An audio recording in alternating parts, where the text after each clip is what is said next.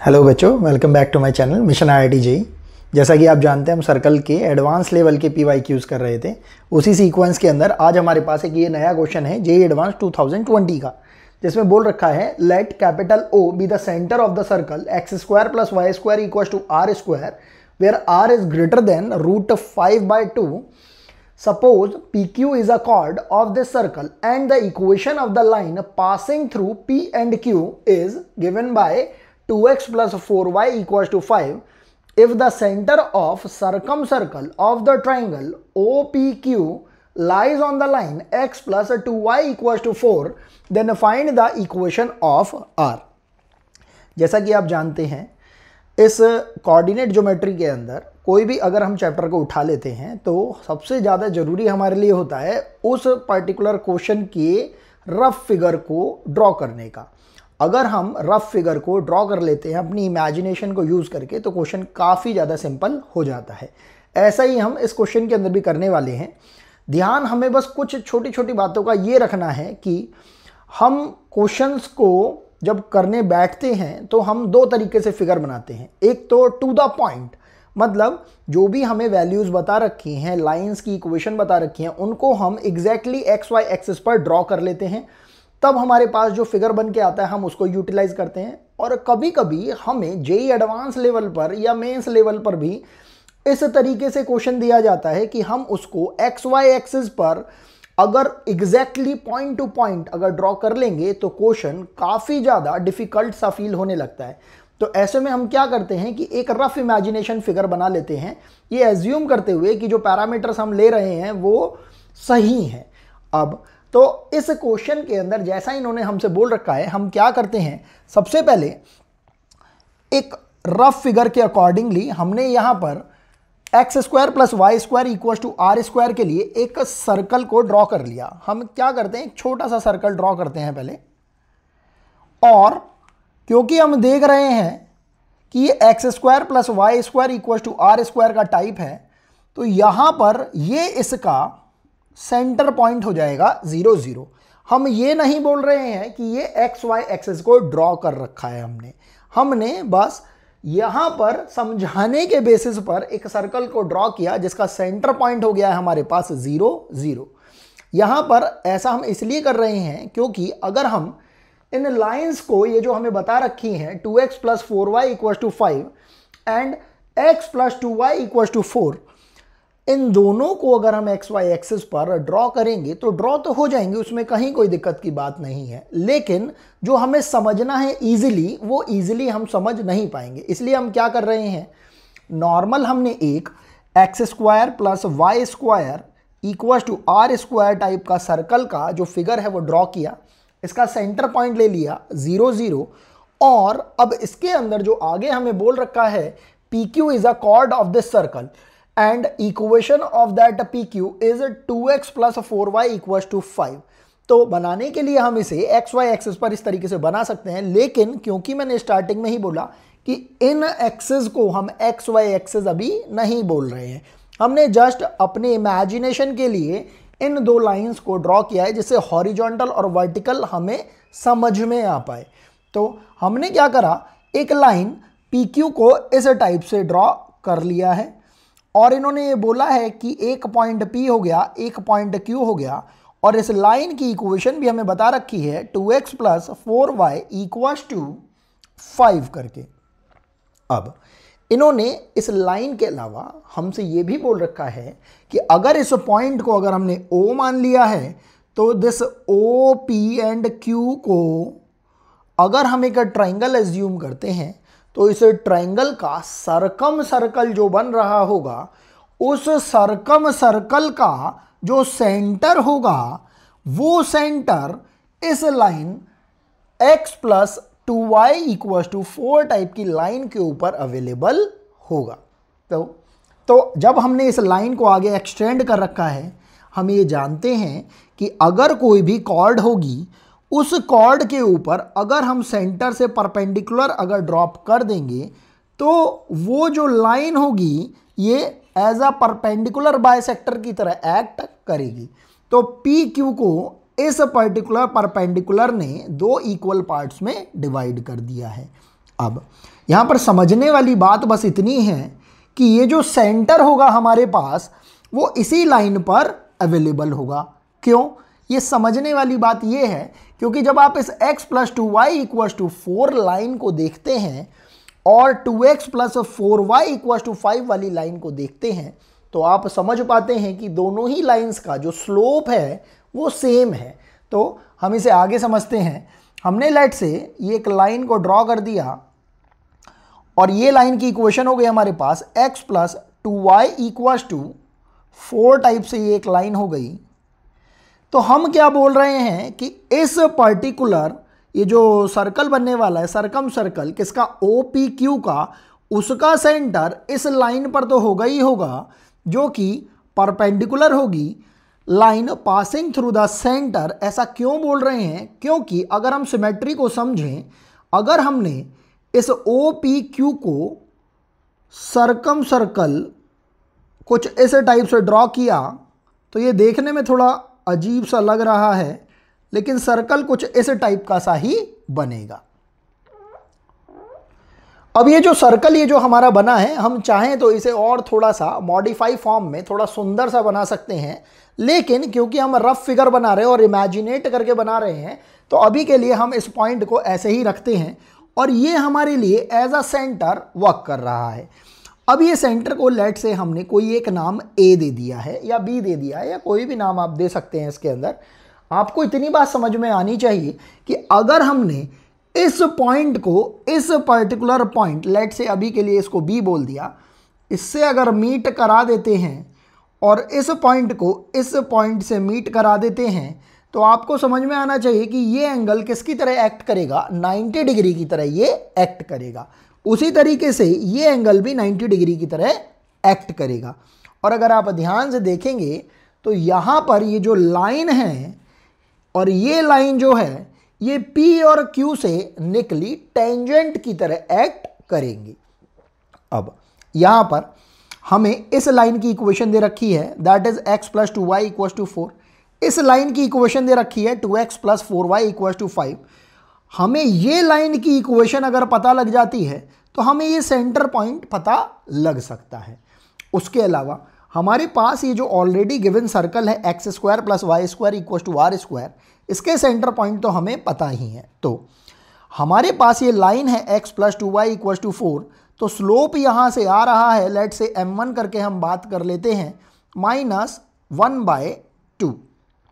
क्योंकि ये लाइन इस लाइन के पैरेलल है तो इस लाइन का स्लोप भी हमारे पास कितना आ रहा है, m1 = -1/2। अब अगर हमें ये परपेंडिकुलर लाइन ये जो है इस लाइन के इसका स्लोप निकालना हो OB का तो हम निकाल सकते हैं बहुत ही ईजिली। हम बोल सकते हैं परपेंडिकुलर लाइंस में जो स्लोप का जो रिलेशन होता है that is given by m1 m2 = -1। तो यहाँ से लेट से इस लाइन का स्लोप अगर हमने m2 बोल दिया है तो m2 लाइन का स्लोप आ गया है हमारे पास -1/-1/2 और यहाँ से हमारे पास स्लोप आ गया है m2 का 2।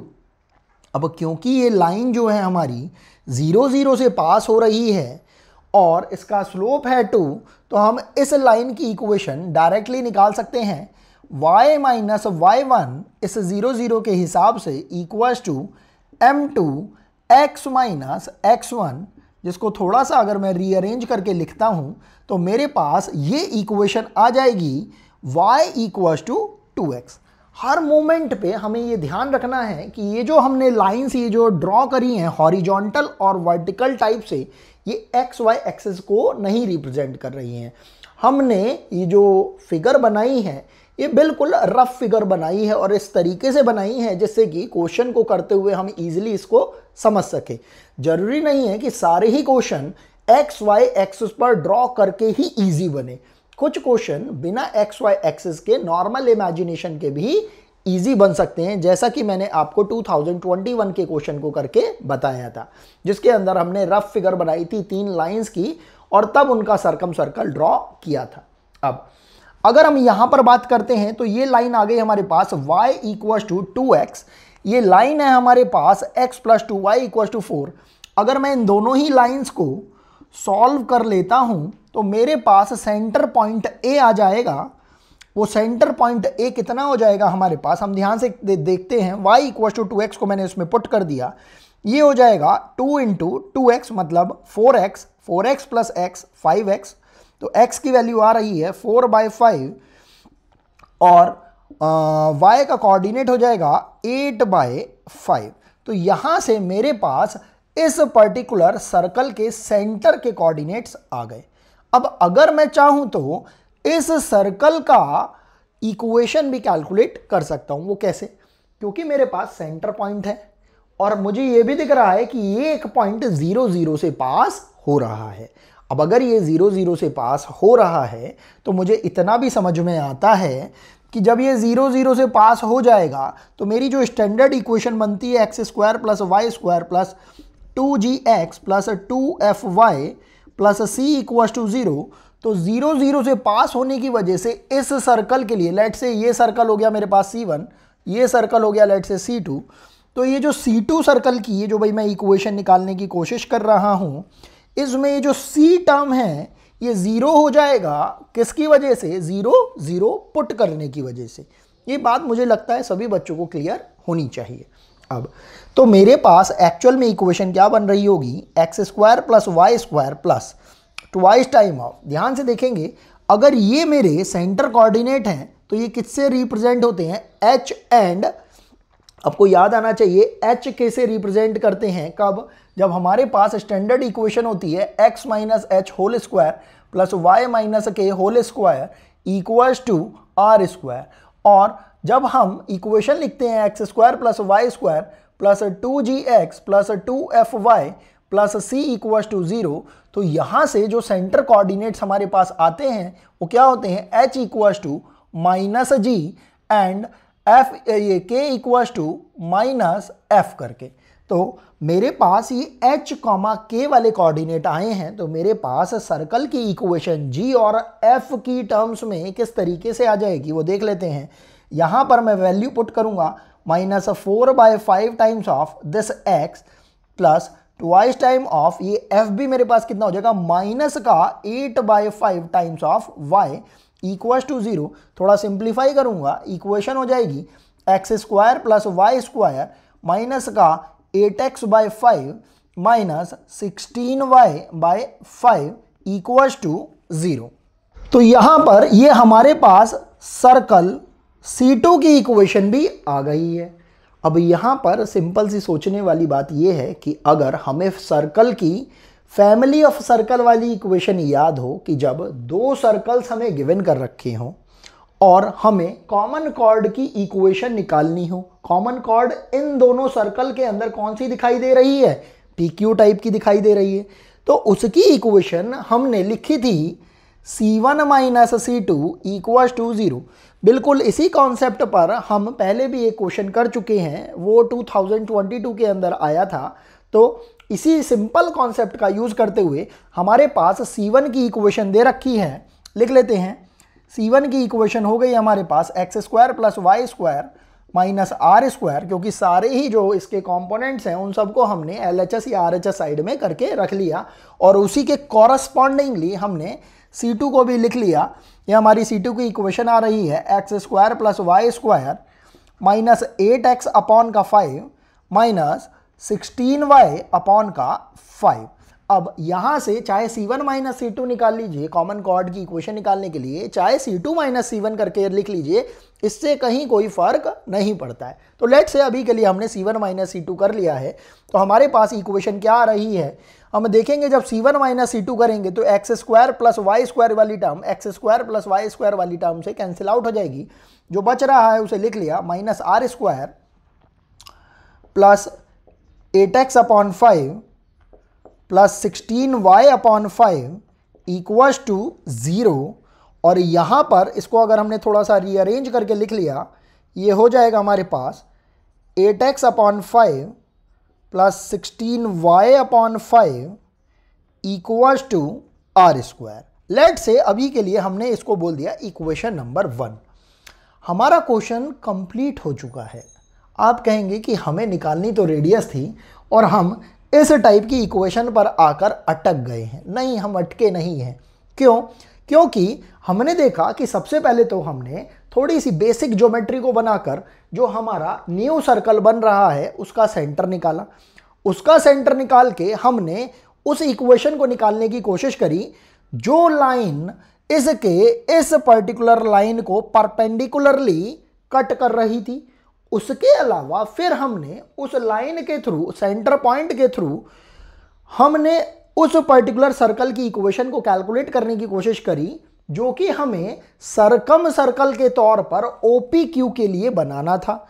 फिर हमने इन दोनों ही सर्कल्स को यूज करके कॉमन कॉर्ड की इक्वेशन को कैलकुलेट किया और हम जानते हैं कि जैसे ही हमने कॉमन कॉर्ड PQ की इक्वेशन को कैलकुलेट किया वो इक्वेशन हमें पहले ही बता रखी थी।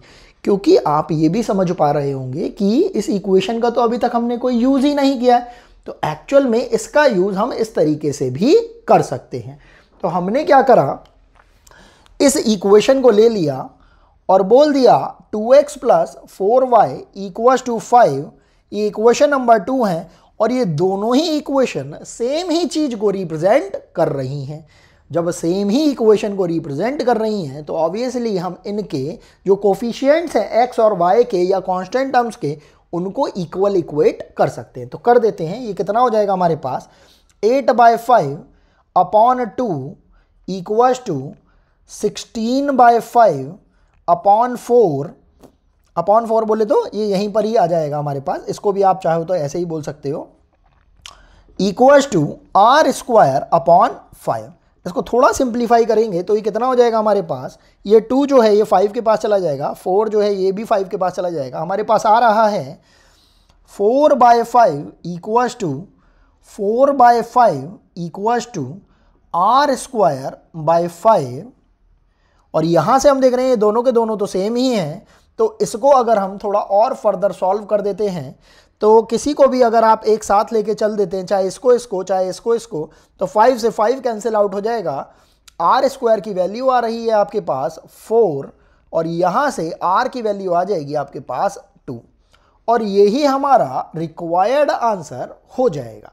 ये बहुत ही सिंपल तरीका है और इसके बेसिस पर हम क्वेश्चन को बहुत ही ईजिली सॉल्व भी कर पा रहे हैं। इसके अलावा हमारे पास इसका एक और मेथड है, तो अभी के लिए लेट से हम इसको बोल देते हैं मेथड नंबर 1। अब इसके बाद हम देखेंगे इसका मेथड नंबर 2। तो सेकंड मेथड के अंदर हम क्या करने वाले हैं, हम इन सब के बारे में अभी ऐसा इमेजिनेट नहीं कर रहे हैं जैसा कि हमने फर्स्ट मेथड में किया था। हम बस क्या सोच के चल रहे हैं कि ये जो हमारे पास सर्कल C1 था उसके अंदर ये जो सेंटर पॉइंट है 0 0, अभी भी हम इन वर्टिकल और हॉरिजॉन्टल लाइन को XY एक्सिस की तरह ट्रीट नहीं कर रहे हैं। हम बस क्या कर रहे हैं, रफ इमेजिनेशन के बेसिस पर हमने ये हॉरिजॉन्टल लाइन को ड्रॉ कर लिया और ये वर्टिकल लाइन को ड्रॉ कर लिया और हमने ये जो PQ लाइन को बनाया है इसके P और Q पॉइंट के ऊपर जब हमने टेंजेंट को ड्रॉ किया, क्योंकि हम जानते हैं सेंटर से जब हम टेंजेंट के ऊपर परपेंडिकुलर डालते हैं तो हमारी कुछ टेंजेंट इस टाइप की सी दिखाई देगी और वो जो टेंजेंट है इनका जो इंटरसेक्टिंग पॉइंट है किसी पॉइंट B पर जाकर मिल रहा है।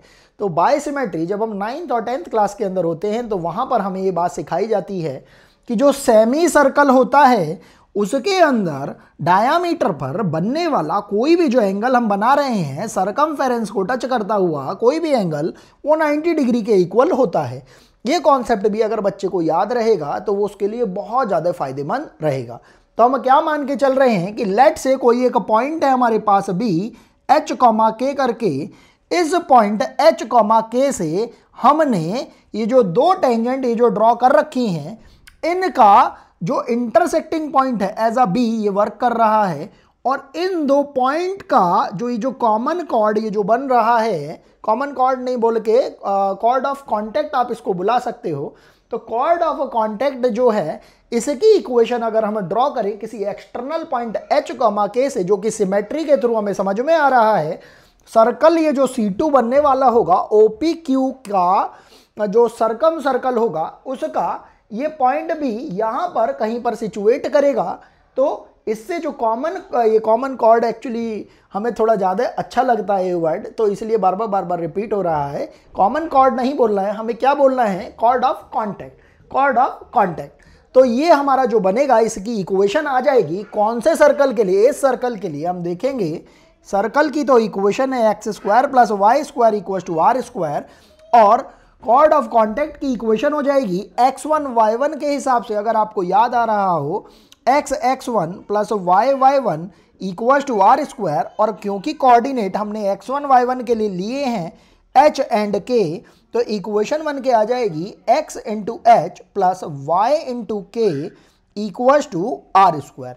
अब क्योंकि ये जो इक्वेशन है PQ वाली इक्वेशन को रिप्रेजेंट कर रही है, और PQ वाली जो इक्वेशन है हमें ऑलरेडी गिवन कर रखी है, तो हम इस इक्वेशन को 2x plus 4y equal to 5 वाली इक्वेशन से कंपेयर कर देंगे। क्यों? क्योंकि दोनों ही इक्वेशन सेम ही इक्वेशन को रिप्रेजेंट कर रही हैं। तो यहां से अगर आप इसको कंपेयर करते हैं तो कितना आ रहा है, h/2 equal to k/4 equal to are square upon 5। तो यहाँ से h की वैल्यू आ रही है 2r square upon 5 and k की वैल्यू आ रही है आपके पास 4r स्क्वायर अपॉन 5। ये हमारे पास h और k के कोऑर्डिनेट आ गए हैं। आप देख रहे हो ये h एंड k के कोऑर्डिनेट आ गए हैं। ये हमारे पास इसके एक्सट्रीम डायामीटर के पॉइंट आ गया है 0 0, मतलब डायामीटर के दोनों एक्सट्रीमिटीज के पॉइंट्स आ गए हैं। अगर हमें ये सेंटर कोऑर्डिनेट मिल जाएंगे तो हमारे लिए बहुत बेनिफिट हो जाएगा, क्योंकि उस सेंटर पॉइंट को हम इस पर्टिकुलर लाइन जो कि हमें गिवन कर रखी है उस पर हम सेटिस्फाई करा सकते हैं। तो हमारे पास सारा ही डेटा अवेलेबल है, बस हमें पुट करना है। तो हमने क्या करा, इस मिड पॉइंट ए को कैलकुलेट करा। ये मिड पॉइंट ए के कोऑर्डिनेट्स आ जाएंगे हमारे पास 0 plus h by 2, 0 plus h by 2, जो कि कितना हो जाएगा हमारे पास 2r square by 5 divided by 2, तो इंटू 2 हो जाएगा। तो ये हमारे पास हो रहा है r स्क्वायर अपॉन 5, और इसी तरीके से y कोऑर्डिनेट भी इस सेंटर पॉइंट का निकल जाएगा 0 प्लस k डिवाइडेड बाय 2, ये हो जाएगा आपके पास 4r स्क्वायर अपॉन 5 बाय 2, ये हो जाएगा 2r स्क्वायर अपॉन 5। तो यहाँ से ये हमारे पास कोऑर्डिनेट आ रहे हैं a कोऑर्डिनेट के, a सेंटर पॉइंट के r square upon 5 and 2r square upon 5। अब ये जो कोऑर्डिनेट a आया है हमारे पास, वो a वाला कोऑर्डिनेट इस line x plus 2y equal to 4 को सेटिस्फाई करेगा। तो हमने इसके अंदर इसको सेटिस्फाई करा दिया। क्यों सेटिस्फाई करा रहे हैं? क्योंकि सेंटर पॉइंट इस लाइन पर ही अवेलेबल बता रखा है। तो जब हमने यहाँ पर लेट से इसको सेटिस्फाई कराया तो ये x plus 2y equal to 4 वाली लाइन है। अभी के लिए हमने y इक्वल टू 2x वाली लाइन को यहीं ही लिख दिया है, जिसकी कि हमें यहाँ पर जरूरत नहीं पड़ रही है। तो x का कोऑर्डिनेट हो गया r square upon 5 plus 2 into y की वैल्यू दे रखी है 2r square upon 5 equal to 4। इसे और थोड़ा सिंप्लीफाई किया तो ये कितना हो रहा है हमारे पास 5r square upon 5 equal to 4, और यहाँ से r स्क्वायर की वैल्यू आ रही है 4, और क्योंकि r नेगेटिव तो एग्जिस्ट करेगा नहीं, तो यहाँ से r की वैल्यू आ गई है हमारे पास 2। तो आप देख रहे हैं दोनों ही मेथड के अंदर हमारे पास जो C2 ये हमारे पास सर्कल था, इसका यूटिलाइजेशन करके C1 सर्कल की जो रेडियस आ रही है वो कितनी आ रही है 2 यूनिट्स। यही हमारा रिक्वायर्ड आंसर है। आई होप आपको ये सब समझ में आ रहा होगा। आप इसी तरीके से पढ़ते रहिए। मिलते हैं नेक्स्ट वीडियो के अंदर। Thanks for watching.